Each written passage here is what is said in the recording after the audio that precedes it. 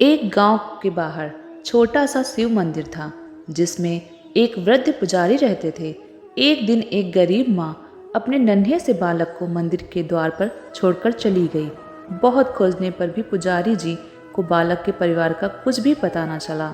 जब गांव का कोई भी व्यक्ति उस बालक का लालन पालन करने को तैयार न हुआ तो पुजारी जी ने भगवान शिव की इच्छा समझकर उसे अपने पास रख लिया और उसका नाम भोला रख दिया। गांव के श्रद्धालुओं भक्तों से जो कुछ प्राप्त होता उसी से भगवान शिव का, पुजारी जी का और बालक भोला का किसी तरह गुजारा चलता। यदि किसी दिन कम भी पड़ता तो पुजारी जी बालक और भगवान को भोग लगाकर स्वयं गंगा जल पीकर रह जाते। धीरे धीरे भोला बड़ा होने लगा और अब वह पुजारी जी के कामों में हाथ पाट पटाने लगा। वृद्ध पुजारी जी के थके हारे हाथों को कुछ आराम मिलने लगा, इसलिए उन्होंने भोला को मंदिर की सफाई, भगवान शिव की पूजा, उनको भोग लगाने और उनकी आरती करने की विधि अच्छी प्रकार समझा दी। अब वे स्वयं भगवान शिव के नाम पर जप और संकीर्तन में समय व्यतीत करने लगे। एक दिन भगवान शिव के मंगलकारी नाम शिव शिव शिव शिव का जाप कर रहे थे और उनके प्राण छूट गए। अब बालक भोला को इस संसार में कोई नहीं था। उसने पुजारी जी की ये 3 बातें कभी नहीं भूली। पहली, भगवान भोलेनाथ शिव शंकर को ताजी गर्म रसोई का भोग लगाना, भगवान को भोग लगाए बिना स्वयं कुछ भी न खाना, भगवान शिव पर विश्वास रखकर कभी भी किसी भी वस्तु का संग्रह न करना, बासी भोजन का कभी भी नहीं। यदि कोई भक्त पहले से बना भोजन या मिठाई मंदिर में दे तो बालक भोला उसे गरीबों में बांट देता।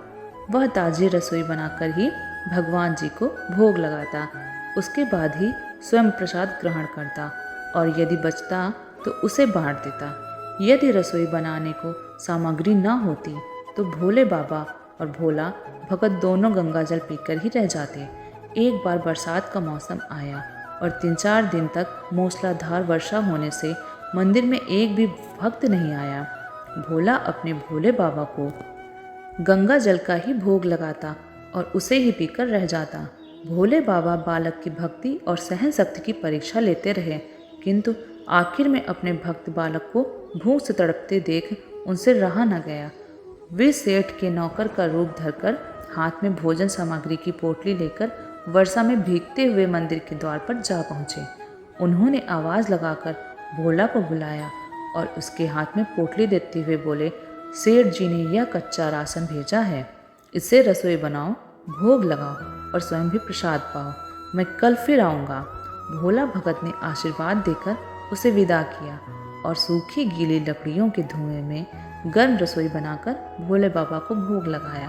पूरे बरसात के मौसम में भोले बाबा नौकर के वेश में भोला भगत को राशन देने आते और स्वयं गर्मा गर्म रसोई का भोग पाते रहे। एक दिन भोला भगत ने सोचा कि सेठ जी को कच्चा राशन भेजते हुए 4 महीने हो चले हैं, किंतु वे स्वयं कभी नहीं आए, भोले बाबा का प्रसाद ग्रहण करने नहीं आए। अगले दिन जब भोले बाबा नौकर के वेश में सीधे की पोटली देने आए तो भोला भगत उनसे बोला, भाई, तुम्हारे इतने धर्मात्मा सेठ जी कभी स्वयं मंदिर में प्रसाद लेने नहीं आए, इस कारण मेरा हृदय अत्यंत दुखी हो रहा है।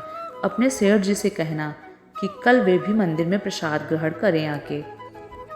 ये बात सुनकर नौकर बने भोले बाबा चौंक कर घबरा उठे और बोले, पुजारी जी, सेठ जी मेरे द्वारा आपको कच्चा राशन भेजते हैं, आप इससे भोग लगा लेते हैं और स्वयं भी प्रसाद पाते हैं, फिर सेठ जी को बीच में बुलाने की क्या ज़रूरत है?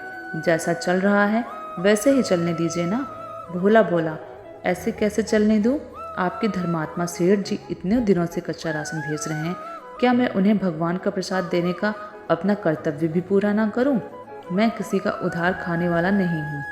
अपने सेठ जी से कह देना कि यदि कल भोले बाबा का प्रसाद ग्रहण करने ना पधारे तो मैं उनका कच्चा राशन लेना बंद कर दूंगा। नौकर बने भोला बाबा तो अपने भोले भगत की अकड़ देखकर कांप उठे और यह सोचकर मन ही मन हंसे कि वाह, आज तो लेने वाला ही देने वाले पर धौंस दिखा रहा है।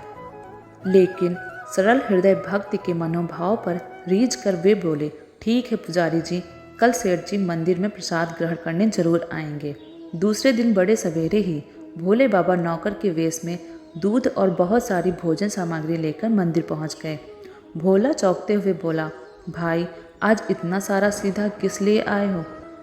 नौकर बने भोले बाबा बोले, पुजारी जी भूल गए क्या?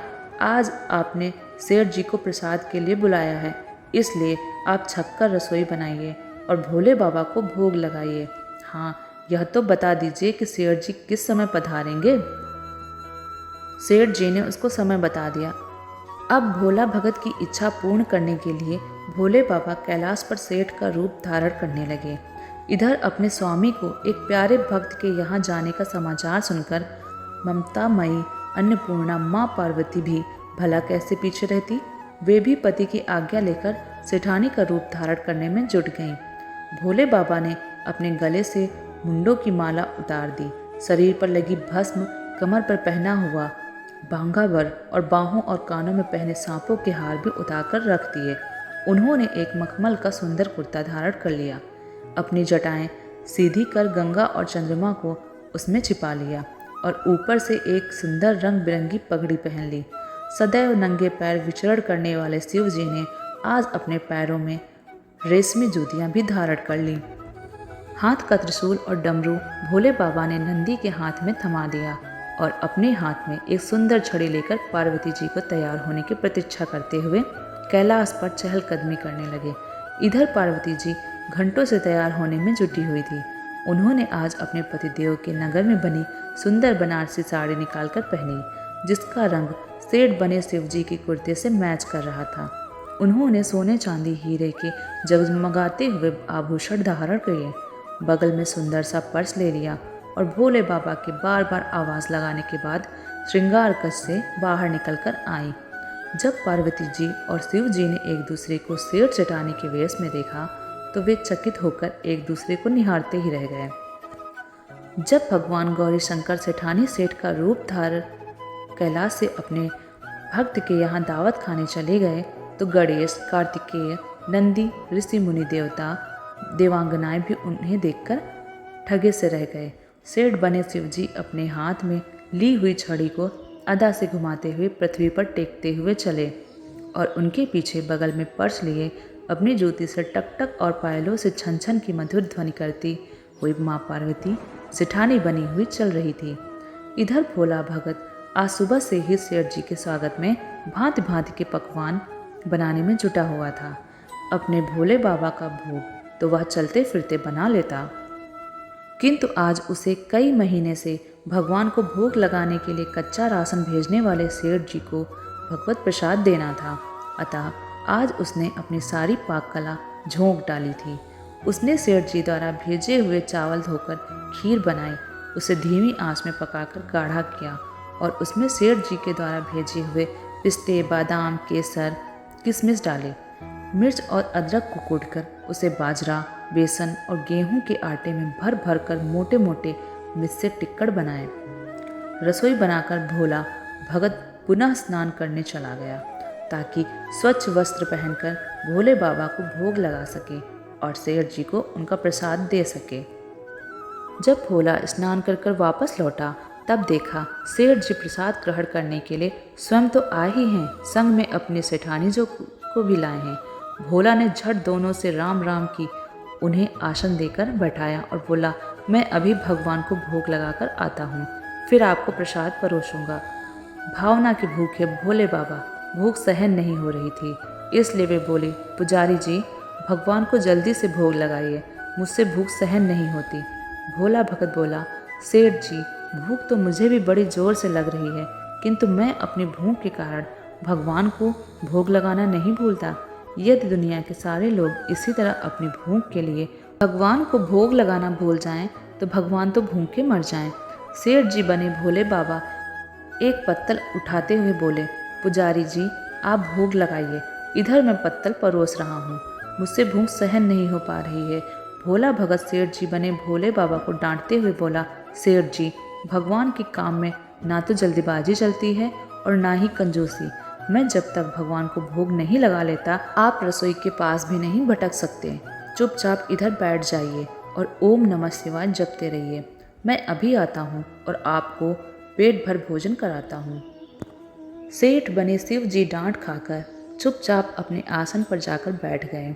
सेठानी बनी पार्वती उनकी यह दशा देखकर बड़ी मुश्किल से अपनी हंसी रोक पाई, लेकिन जैसे ही भोला भगत पत्तल में सामग्री लेकर भगवान को भोग लगाने मंदिर में गया, शिव जी पार्वती जी को मौन रहने का संकेत करते हुए चुपके चुपके पैर रखते हुए रसोई में पहुंच गए और उन्होंने एक एक व्यंजन उठाकर चखना शुरू कर दिया। भोले बाबा तो प्रसाद को चखते ही भौचक्के के रह गए। खीर में चीनी की जगह नमक भरा हुआ था और सब्जियों में चीनी भरी हुई थी। जैसे ही भोले बाबा ने रोटी का एक टुकड़ा तोड़कर मुंह में दिया, वे सी सी करने लगी, क्योंकि रोटी में मिर्च ही मिर्च भरी हुई थी। वे सी सी करते हुए उल्टे पैर भाग आए और अपने आसन पे आकर बैठ गए। माँ पार्वती अपने स्वामी की यह हालत देखकर खिलखिलाकर हंस पड़ी। इससे पहले कि भोले बाबा पार्वती जी के सामने कुछ सफाई दे पाते, भोला भगत ओम नमः शिवाय मंत्र का जप करते हुए आ गया। उसने भोग को रसोई में मिलाकर उसे पवित्र बना डाला और फिर से सेठ जी के सामने पत्तल परोसकर हाथ जोड़कर बोला, सेठ जी, अब आप जी भर के प्रसाद पाइए। भोले बाबा तो अभी भी भक्त की भक्ति से भी जोरदार उसके हाथ की बनी हुई रसोई चख चुके थे, अतः उसे ग्रहण करने की बात सुनकर उनके पसीने छूटने लगे। कभी वे भोला का तो कभी पार्वती का मुख देखने लगते। भोला को सेठ जी की ढील बर्दाश्त नहीं हुई और बोला, सेठ जी, अब क्या हो गया आपको? अभी अभी तो इतनी उतावली मचा रहे थे, अब क्यों नहीं ग्रहण कर रहे हो प्रसाद? आप ग्रहण करो, तभी तो माता जी प्रसाद ग्रहण करेंगी और फिर मैं भी प्रसाद पाऊंगा। भोला की ललकार सुनकर भोले बाबा ने चुपचाप खीर का कुल्हड़ उठाया और सारी नमकीन खीर गटागट पीप गए। कुल्हड़ खाली होने की देर थी कि भोला ने उसे झट से भर दिया। अपने प्रिय भक्त के हाथों परोसे हुए भोग में भगवान को आज दोगुना स्वाद आने लगा। भोला परोसता गया और भोले बाबा पीते गए। पार्वती भक्त और भगवान दोनों के प्रेम को देखकर मंत्रमुग्ध होती रही। जब सारी रसोई समाप्त हो गई तो भगवान ने एक जोर की डकार लगाई। भोला को होश आया और बोला, वाह सेठ जी वाह, मैं ही बावला था जो इतनी थोड़ी सी रसोई बनाई। मुझे पता होता कि आपको प्रसाद ग्रहण करने का इतना शौक है तो और भी ज़्यादा रसोई बनाता। भोले बाबा अपने पेट पर हाथ फेरते हुए सेठानी बनी पार्वती जी की ओर मुस्कुराकर देखते हुए बोले, पुजारी जी, मैं इतना रोज़ कहाँ खाता हूँ, किंतु आज प्रसाद इतना स्वादिष्ट बना था कि अपने पर वश ही नहीं हुआ और मैं खाता ही चला गया। किंतु तभी भोला भक्त रुआंसा होकर बोला, सेठ जी, वह तो आपने ठीक किया, लेकिन माता जी तो भूखी ही रह गईं। पार्वती माँ से भोला का रुआंसा मुँह देखा नहीं गया। उन्होंने बची हुई खीर की 4 बूंदें अपने कंठ में टपका ली। भोले बाबा द्वारा भोग लगाने से प्रसाद में अद्भुत अलौकिक स्वाद भर गया था। ऐसी सुगंधित और मीठी खीर चखकर जगजननी आकंठ तृप्त हो गई और उनके तृप्त होते ही सृष्टि का प्रत्येक प्राणी तृप्त हो गया। भोला भगत बोला, सेठ जी, आपने और माता जी ने प्रसाद ग्रहण कर लिया, इससे मुझे अत्यंत संतोष हुआ। समझ लीजिए कि आप दोनों द्वारा प्रसाद ग्रहण करने से मेरा भी पेट भर गया। मेरी तो वैसे भी महीने में 4-4 एकादशी हो जाती हैं, किंतु मैं भी एक दाना ले ही लेता हूँ, जिससे कि भोले बाबा के प्रसाद का अनादर ना हो। यह कहकर जैसे ही भोला ने खीर के पात्र में लगा चावल का एक दाना उठाकर अपने कंठ में डाला, उसके जन्म जन्मांतर की भूख प्यास मिट गई और समस्त वासनाओं और इच्छाओं की तृप्ति हो गई। उसके ज्ञान के नेत्र खुल गए और उसने देखा कि उसके सम्मुख त्रिलोकीनाथ भगवान शंकर और जगत जननी माँ पार्वती आशीर्वाद की मुद्रा में मुस्कुराते हुए खड़े हैं। भोला दौड़कर उनके चरणों में लौट गया और उन्हीं में समा गया। हर हर महादेव।